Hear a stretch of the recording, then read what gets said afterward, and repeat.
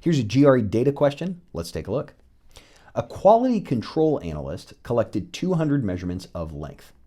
The range of the 200 measurements is 17 centimeters, and one of the measurements is 49.5 centimeters.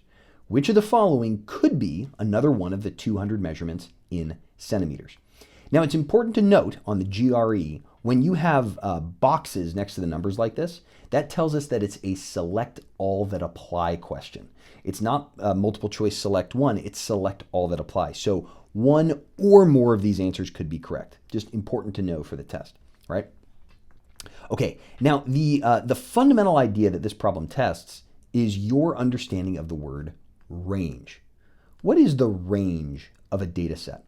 Well, very simply, it's the difference between the smallest number, I'll just write small, and the biggest number, big, right? So the difference between these is the range. If you want it as a formula, you could do this, the biggest minus the smallest.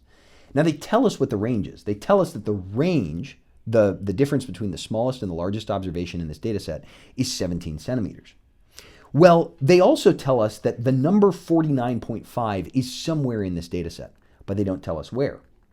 When you have a multiple choice select all that apply question like this, you want to consider the extremes. So let's pretend that 49.5 is the smallest number in this range. Let's pretend that 49.5 is the smallest number here. We know that the range is 17 centimeters. So the biggest number in this range is going to be 17 larger than this. Well, what is 17 larger than 49.5? That's going to be, use your calculator, 66.5, right? That's a distance of 17, right there, right?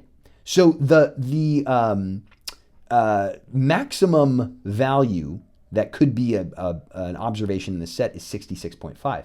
But let's consider the other extreme. Let's pretend that 49.5, this observation, were actually the largest number in this set.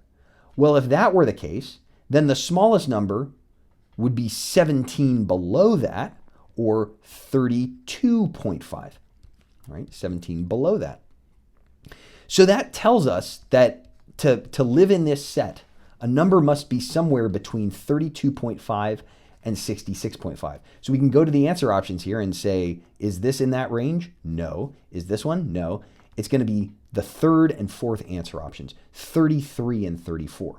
Again, just to recap what we did here, we said, what is the largest possible number